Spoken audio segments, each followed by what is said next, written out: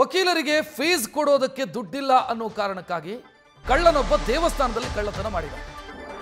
ಚಾಮರಾಜಪುರದ ಲಕ್ಷ್ಮೀ ವೆಂಕಟೇಶ್ವರ ದೇಗುಲದಲ್ಲಿ ಕಳ್ಳತನ ಆಗಿದೆ. ದೇವಸ್ಥಾನದಿಂದ 3 ಬೆಳ್ಳಿ ತಟ್ಟೆ, 15 ಬೆಳ್ಳಿ ಬಟ್ಟಲು ಮತ್ತು ಹಸುವಿನ ವಿಗ್ರಹ ಬೆಳ್ಳಿಯಲ್ಲಿ ಮಾಡಿದ್ದು, 1 ಬೆಳ್ಳಿಯ ಷಟ್ಕೋನ, 4 ತಾಳಿ, ಕಾಸಿನ ಸರ ಇದನ್ನೆಲ್ಲ ಕಳ್ಳತನ ಮಾಡಿದ ಸಂಜಯ್ ಅನ್ನುವಂಥ ಆರೋಪಿ. ಲಕ್ಷ್ಮೀ ವೆಂಕಟೇಶ್ವರ ದೇಗುಲದಲ್ಲಿ ನಡೆದಿದ್ದಂಥ ಕಳ್ಳತನವನ್ನು ಸದ್ಯ ಯಲಹಂಕ ನ್ಯೂ ಟೌನ್ ಪೊಲೀಸರು ಭೇದಿಸಿದ್ದಾರೆ. ಆರೋಪಿಯನ್ನು ಅರೆಸ್ಟ್ ಮಾಡಿದ್ದಾರೆ. ಆರೋಪಿಯನ್ನು ಅರೆಸ್ಟ್ ಮಾಡಿದಾಗ ಗೊತ್ತಾಗಿದ್ದೇನು ಅಂತಂದ್ರೆ, ಈತ ಕಳ್ಳತನ ಯಾಕೆ ಮಾಡ್ದ ಅಂತಂದ್ರೆ ಬೇರೆ ಬೇರೆ ಕೇಸ್ ಇತ್ತು ಈತನ ಮೇಲೆ.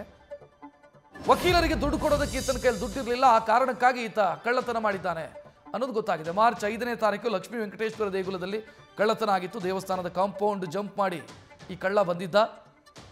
ಬಂದವನು ದೇವಸ್ಥಾನದಲ್ಲಿದ್ದಂಥ ಬೀಗ ಒಡೆದು ಕಳ್ಳತನ ಮಾಡಿದ್ದ ಸಂಜಯ್ ಅನ್ನುವಂಥ ಕಳ್ಳ. ದೇವಸ್ಥಾನದಿಂದ 3 ಬೆಳ್ಳಿ ತಟ್ಟೆ, ಬೆಳ್ಳಿ ಹಸುವಿನ ವಿಗ್ರಹ, ಬೆಳ್ಳಿ ಬಟ್ಟಲುಗಳು ಮತ್ತು ಬೆಳ್ಳಿಯ ಷಟ್ಕೋಣ, 4 ತಾಳಿ, ಕಾಸಿನ ಸರ ಇದನ್ನೆಲ್ಲ ಕದ್ದು ಪರಾರಿಯಾಗಿದ್ದ. ಯಲಹಂಕ ನ್ಯೂ ಟೌನ್ ಪೊಲೀಸರು ಸದ್ಯ ಆರೋಪಿಯನ್ನು ಅರೆಸ್ಟ್ ಮಾಡಿದ್ದಾರೆ. ಇನ್ನು ಆರೋಪಿಯ ಮೇಲೆ ಒಟ್ಟು 3 ಕೇಸುಗಳು, ಹಳೆ ಕೇಸುಗಳಿತ್ತು. 2 ಕೇಸು ವಾರೆಂಟ್ ಹಂತಕ್ಕೆ ಬಂದಿತ್ತು.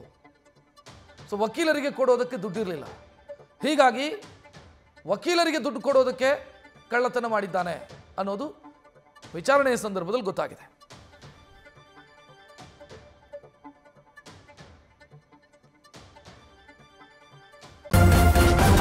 ನ್ಯೂಸ್ ಫಸ್ಟ್ ನಿರ್ಭೀತಿಯಿಂದ ನಿಮ್ಮ ಪರವಾಗಿ.